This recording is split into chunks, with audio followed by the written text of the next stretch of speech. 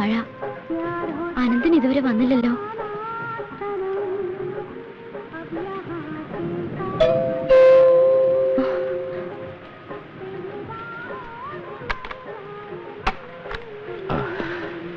അയ്യോ, ആകെ നനഞ്ഞല്ലോ. സാരമില്ല.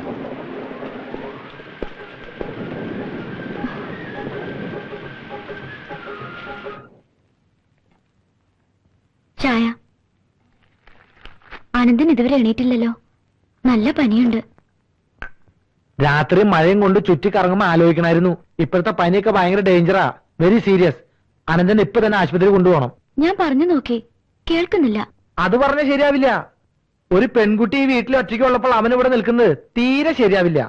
അതുകൊണ്ട് മായ അവനെ പറഞ്ഞ് മനസ്സിലാക്കിയിട്ട് ഉടനെ ഹോസ്പിറ്റലിൽ അഡ്മിറ്റ് ചെയ്യും. ഞാൻ ഒന്നുകൂടെ പറഞ്ഞു നോക്കാം. നീ ഇന്ന് ഹോസ്പിറ്റലിൽ പോണല്ലേ? ഇല്ല, അതിന് ടാബ്ലറ്റ് വെച്ചാൽ മാറി. ഇതൊരു ശീലാക്കണ്ട കേട്ടാ. വേറെ ഹോസ്പിറ്റലിൽ പോട്ടോ. പിന്നെ അവനെ ഹോസ്പിറ്റലിൽ അയക്കാൻ മറക്കണ്ട കേട്ടോ. ഓ ശരി.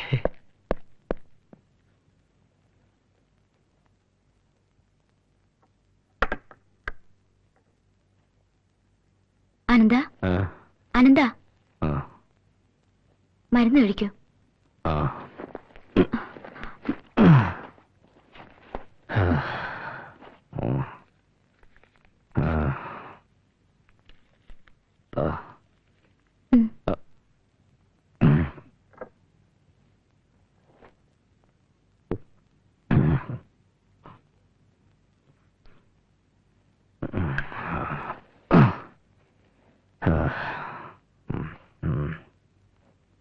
തല തോർത്താൻ പറഞ്ഞിട്ട് കേട്ടില്ല.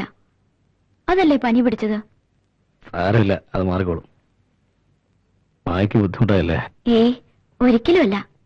തുറന്ന് സംസാരിക്കാൻ ഒരവസരത്തിന് വേണ്ടി ഞാൻ കൊതിക്കായിരുന്നു. കുട്ടിക്കാലത്ത് എനിക്ക് എന്തെങ്കിലും അസുഖം വന്നാല് അമ്മ എന്റെ അടുത്തുനിന്ന് മാറില്ലായിരുന്നു. അമ്മയുടെ ആ സാമീപ്യം മാത്രം മതിയായിരുന്നു എന്റെ അസുഖം മുഴുവൻ മാറാൻ. അമ്മയുടെ പൊന്നാര മോനാണെന്ന് എനിക്ക് അന്നേ തോന്നി. വീട്ടിലെ കാര്യങ്ങളൊക്കെ ചോദിക്കണമെന്നുണ്ടായിരുന്നു. പിന്നെന്താ ചോദിക്കായിരുന്നത്?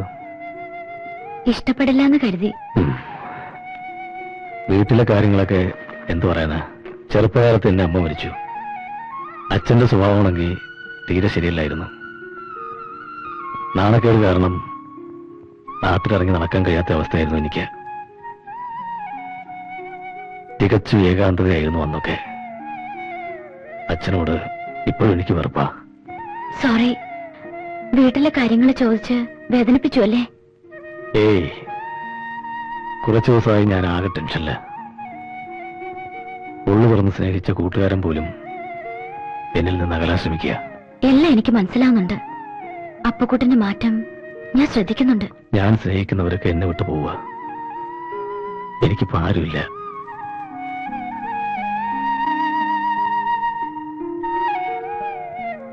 ഉണ്ട്, ഞാനുണ്ട്. അതെ, ഞാൻ ഈ വീട്ടിൽ വന്ന ദിവസം തന്നെ അനന്തന്റെ സ്വഭാവം എനിക്ക് മനസ്സിലായി.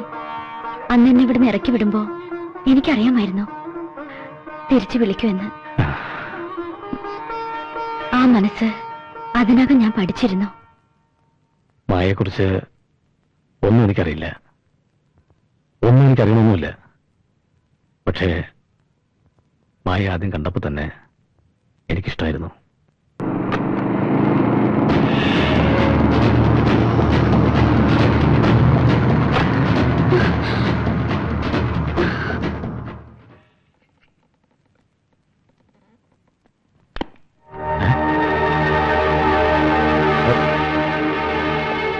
മായ, എന്തോ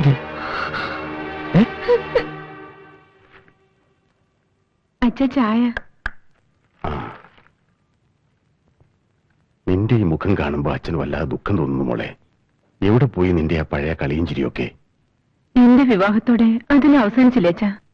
പെങ്ങളും അളിയനും മരിക്കുമ്പോ അവൻ എന്നെ ഏൽപ്പിച്ചിട്ടാണ് പോയത്. മോക്കറിയാലോ, അച്ഛൻ സുഖമില്ലാത്തൊരാളാണ്. എന്റെ കാലശേഷം എല്ലാം നോക്കി നടത്താനുള്ളത് മഹേന്ദ്രനാണ്. മോള് വിചാരിച്ച അവന്റെ സ്വഭാവം മാറ്റിയെടുക്കാൻ പറ്റും. സർ, ബാംഗ്ലൂരിൽ നിന്ന് ഓർഡറുകളുടെ കോപ്പി കൊണ്ടുവന്നിട്ടുണ്ട്.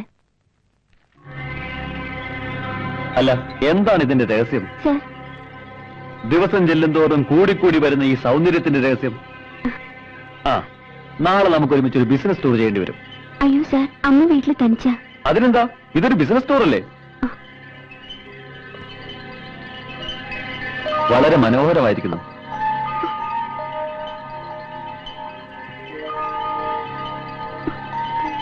ഇത് എവിടുന്ന് വാങ്ങിയതാ?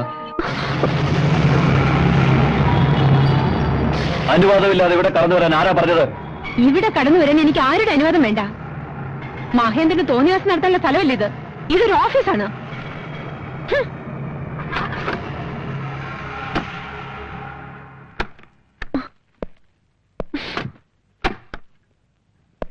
എന്തിനാ ഇപ്പം കൂടെ വന്നത്? ഓഫീസിലെ പെണ്ണുമായിട്ട് എവിടെയെങ്കിലും പോകാൻ പാടില്ലായിരുന്നോ? ഓടി, നീ ആരാ ചോദിക്കാൻ?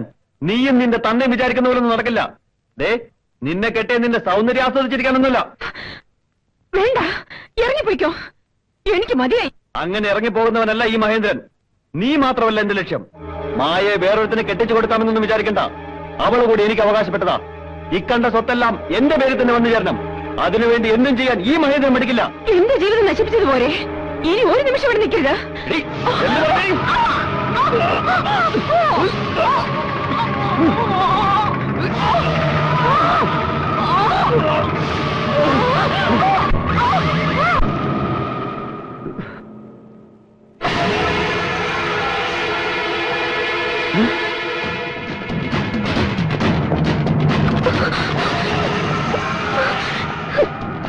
ഗായത്രി, ഗായത്രി,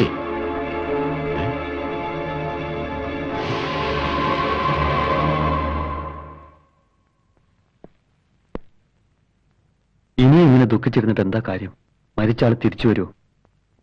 എനിക്ക് എന്റെ മകളാണ് നഷ്ടമായത്. ഞാനത് എങ്ങനെ മറക്കും? എനിക്ക് ഒരുപാട് തെറ്റുകൾ പറ്റിയിട്ടുണ്ട്. എന്റെ കൂട്ടുകാരാണ് എന്നെ വഴിതെറ്റിച്ചത്. മീരയെ ഞാൻ വല്ലാതെ സ്നേഹിച്ചിരുന്നു. പക്ഷേ അത് അവൾക്ക് മനസ്സിലാക്കാൻ കഴിഞ്ഞില്ല. മീര ഇങ്ങനെ ചെയ്യുമെന്ന് ഞാൻ ഒരിക്കലും കരുതിയില്ല. മായെ, നീയെങ്കിലും എന്നെ മനസ്സിലാക്കൂ. ഇനി ആരെയും ഞാൻ വേദനിപ്പിക്കില്ല. അങ്കിൾ, ഇങ്ങനെ വീട്ടിൽ നിന്ന് ഓരോന്നാലോചിച്ച് മനസ്സ് വിഷമിപ്പിക്കണ്ട. നമുക്കൊന്ന് പുറത്തു പോകാം. വരൂ, ബിസിനസിന്റെ ഒന്ന് രണ്ട് കാര്യങ്ങൾ സംസാരിക്കാനുണ്ട്. വരൂ പ്ലീസ്.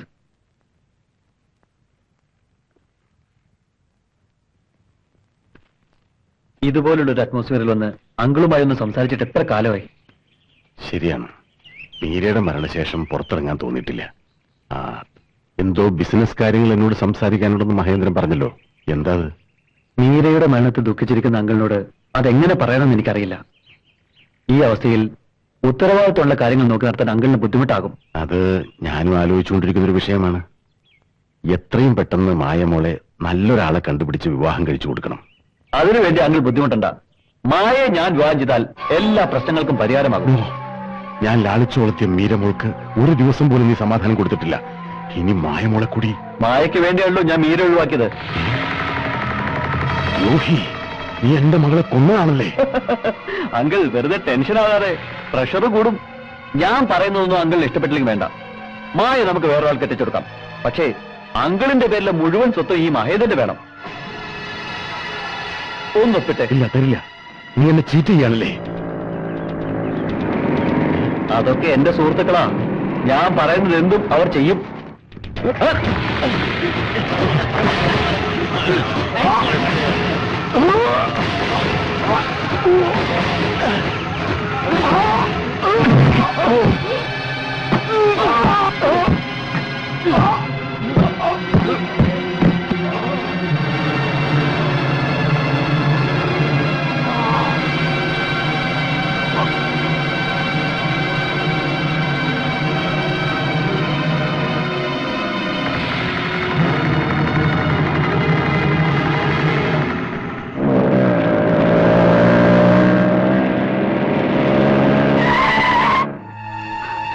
അച്ഛനെവിടെ?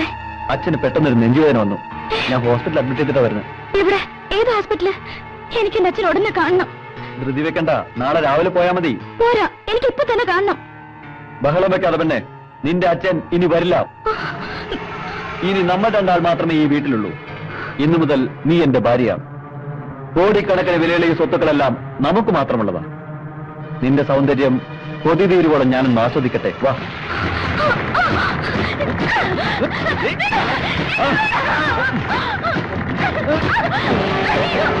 ഓടി.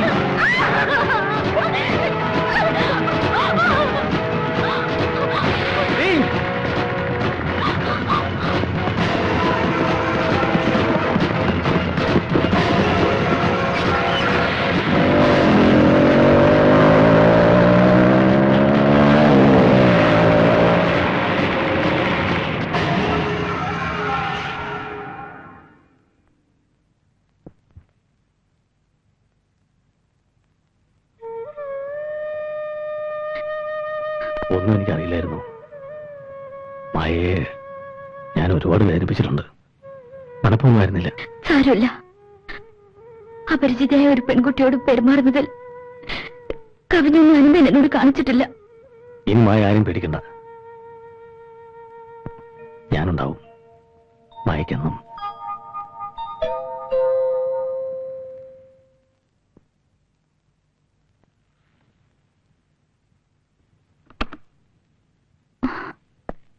അനന്തൻ എവിടെ? അകത്തുണ്ട്.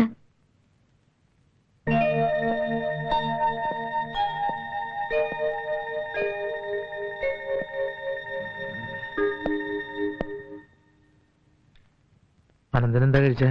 ഒന്നും കഴിച്ചില്ല. അപ്പുക്കുട്ടൻ അനന്തനോടൊന്നും മിണ്ടാത്ത എന്താ? അനന്തന് ഇപ്പൊ സംസാരിക്കാനും പരിചരിക്കാനും ആളുകളുണ്ടല്ലോ. എന്ത് വിചാരിച്ച അങ്ങനെ പറഞ്ഞത്? അപ്പുക്കുട്ടന് അസുഖം വന്നാലും ഞാൻ തന്നെയല്ലേ പരിചരിക്കേണ്ടത്? മായ അനന്തനുമായി അടുക്കുന്നത് എനിക്ക് ഇഷ്ടമുള്ള കാര്യമല്ല. എന്നാ പിന്നെ നിനക്ക് ഇഷ്ടമുള്ള കാര്യങ്ങളോ ലിസ്റ്റിംഗ് എഴുതാ. ഇനി കാര്യങ്ങൾ അതനുസരിച്ച് പ്ലാൻ ചെയ്യാം. എന്തേ? നിന്നോട് ഞാനൊന്നും പറഞ്ഞില്ല. പിന്നെ എന്റെ വ്യക്തിപരമായ കാര്യങ്ങളിൽ ആരും ഇടപെടുന്നത് എനിക്ക് ഇഷ്ടമല്ല. എന്ന് മുതലാ നിനക്ക് മാത്രമായിട്ട് ഒരു വ്യക്തിപരമായ കാര്യം ഉണ്ടാകാൻ തുടങ്ങിയത്? ഇന്ന് മുതലാണ് കരുതിക്കോ. എടാ, ഒരു സുപ്രഭാതത്തിൽ കുറച്ച് കാശുണ്ടായെന്ന് കരുതി കൂടുതൽ അഹങ്കരിക്കില്ലേ? ഒക്കെ ദൈവം തന്നതാ, അത് മറക്കണ്ട. എന്ത് ദൈവം? ഞാനും കൂടി കഷ്ടപ്പെട്ടത് തന്നെയാ. പിന്നെ ഒരു കാര്യം, എന്നെ ഒഴിവാക്കിയിട്ടെല്ലാം സ്വന്തമാക്കാം എന്ന് കരുതണ്ട. അങ്ങനെ ഇവിടെ ആരും കരുതിയിട്ടുമില്ല. ഒന്ന് നിർത്തൂ. ഇത്ര വേഗം നിങ്ങൾ തമ്മിൽ പിണങ്ങാൻ എന്താണ് കാരണം? ഞാനാണ് കാരണമെങ്കിൽ ഞാൻ എങ്ങോട്ടെങ്കിലും പോയിക്കോളാം. എനിക്ക് വേണ്ടി ആരും എങ്ങോട്ടും പോണ്ട.